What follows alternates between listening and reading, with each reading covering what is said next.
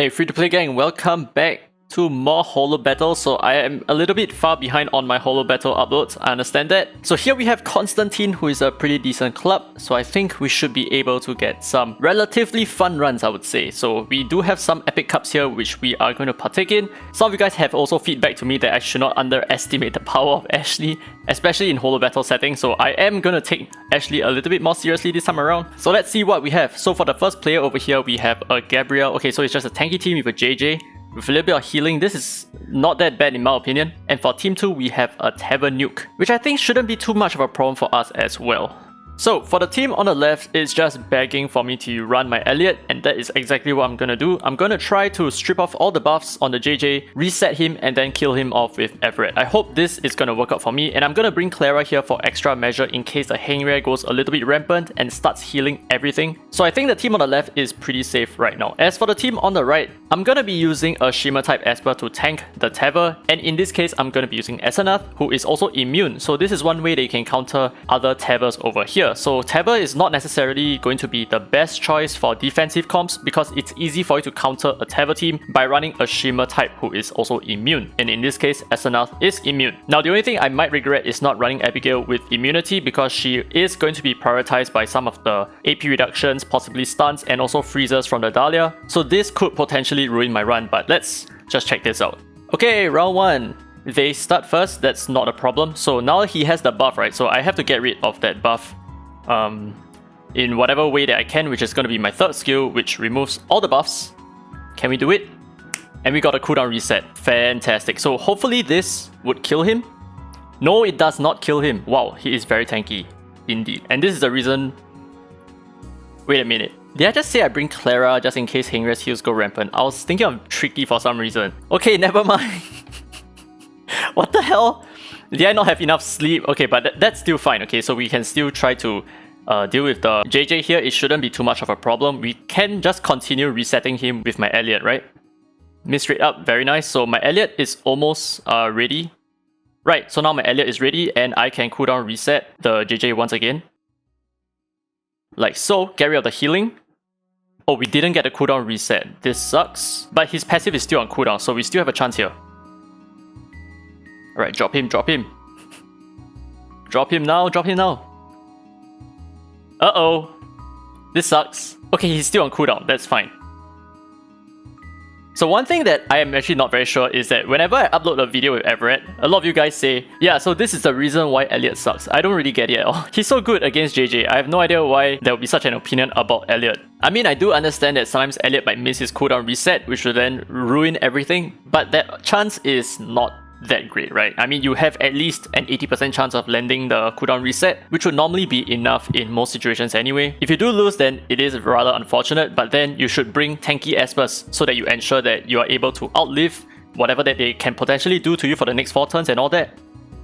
Anyway, let's just see how this works. So, oh my god. Wait, what? Taver didn't go for my Esanath? Why? Why? What? I planned everything. I even built her up for this. Oh my goodness, I have no idea why that's the case. But you know what, it was a good call for me to bring Gaius because Gaius is a hack. Now off to team number 2. So here we have a speed cliff with Gaius. So like I said before, Gaius is not necessarily going to be the best choice in your defensive comp because his AI is just really wonky. And I know I just talked about AI and I'm really very puzzled why the Tavern didn't go for my Esanath. So previously I showed you guys like me running a faster team to buff up so that Gaius will use his second skill at the start. This time around I'm going to change it up a little bit. I'm going to use my Gabrielle who has a shield buff here. So it's going to perform the same thing because they possibly do not have enough firepower to get rid of all the shield buffs on my team. So I think this is still going to be okay. Now I know I should probably run a Hyde here to complete the full win team, which is going to be super powerful against this lineup, but I just want to use Everett so that you guys don't complain that I'm being too pay to win all the time. And partly because I'm not sure how Gaius would respond if Hyde is in the mix because Hyde will not have any buffs. So how would that work?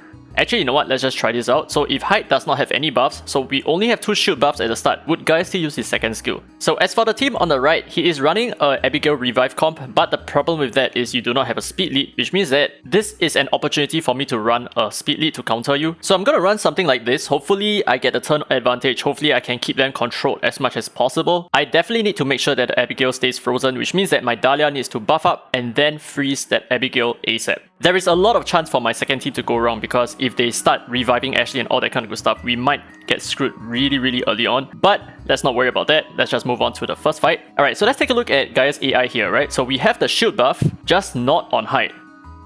He still used his second skill. Perfect. So that's the thing, right? The easy way for you to counter guys is therefore just to bring shield buffs, and it doesn't really matter if not all of your espers have buffs. It is still probably going to work most cases. So as you can see, I went for my second skill, not my third skill, because we have buff blocks everywhere. So what I'm going to do is I'm going to heal, and we're still going to get our golden buffs because these gold rim buffs do not technically count as actual buffs, which means that we can still apply them past buff blockers. Alright, and here we go. We steal that shield and kill. And that's about it. That's the end of the first round. Okay, so now let's move on to the second round here. We get the turn advantage because we have our speed lead. So we are going to try to take out the Ashley at the start here, like so. She's definitely going to go down. I'm just more worried about the Abigail here.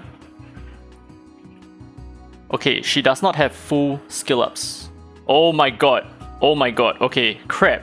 This is what I was worried about. Okay, this was definitely 100% a wrong move on my part. There's nothing much that I can do from here on. I think I'm pretty much screwed, right? Oh my god, dumb move. Okay, lesson learned from me.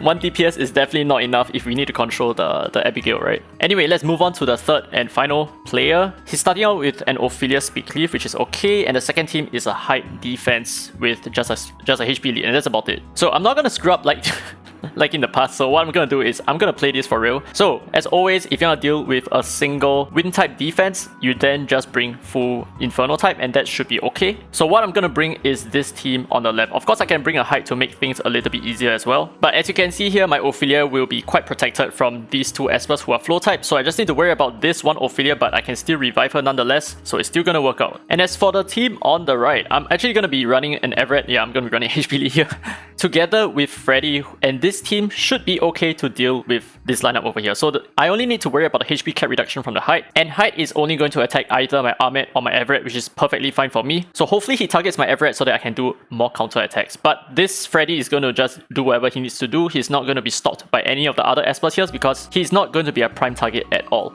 So let's just see how this works out. I'm more interested on the team on the left, right? Because the Ophelia on the other side could go completely apeshit and kill everything on my team, but I don't think so because she's going to prioritize my Ophelia first, waste her biggest attack, which probably wouldn't do all that much. So I'm just going to go ahead, revive my Ophelia, and what I'm going to do is I think I might just want to kill off the Dahlia here first because she has a potential to just freeze lock everything, and then hopefully we can just like do some multi-kills here. Yeah, we got a multi-kill, and finally we are just down to their remaining Ophelia, which is not really so much of a problem for us. That Ophelia can take out my Ophelia, it doesn't really matter, because these two espers that I have can definitely 1v1 her any day. Alright, GG's. Move on to the second one. Okay, they start first with the buff, which is fine. And let's see what happens here. Okay, so I'm just gonna attack the height. I think I'm just gonna kill the height ASAP. I think so. Okay, here comes the counter attacks. Nice. And here comes our crazy Freddy. Right, he's gonna do a lot for us. So I really like using Fred. Oh my god, that miscrit at the end. I really like using Freddy against height.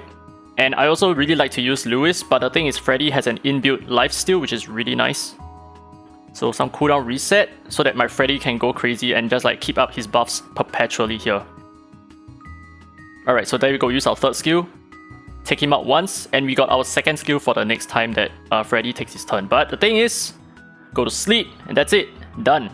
Alright, GG's. This was not bad. Okay, so today's run was actually not bad. I just made a mistake in one of the fights here against Sandy. By the way, that's it for today's Holo Battle. Hope you guys enjoyed it. Hope you guys like at least learned something. I don't know. I'm also learning on a daily basis. Every single fight that I have, I take away something from it. Anyway, hope you guys enjoyed today's content. If you did, don't forget to thumbs up. It really helps the channel, and subscribe for more Dislyte content. Now with that said, this has been Free to Play, and as always, I will see you in the next video.